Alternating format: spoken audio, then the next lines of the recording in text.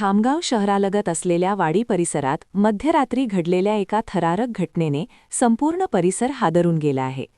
4 सशस्त्र दरोडेखोरांनी एका घरावर दरोडा टाकण्याचा प्रयत्न करताना घरमालक आणि त्यांच्या मुलावर जीवघेणा हल्ला केल्याची घटना समोर आली आहे. सोमवारी मध्यरात्रीच्या सुमारास वाडी परिसरात राहणारे मनोज अग्रवाल यांच्या घरात 4 अज्ञात सशस्त्र दरोडेखोरांनी प्रवेश केला.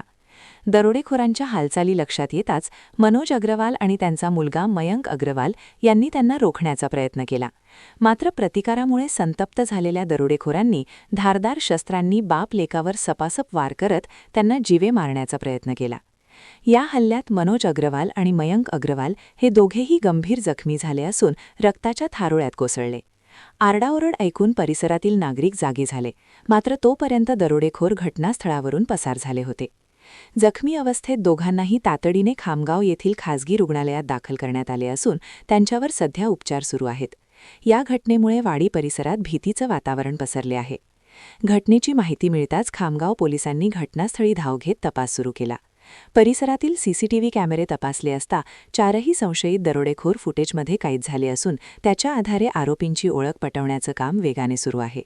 दरम्यान या घटनेमुळे जिल्ह्यात कायदा सुव्यवस्थेचा प्रश्न ऐरणीवर आला आहे आणि नागरिकांकडून पोलीस गस्त वाढवण्याची मागणी होत आहे.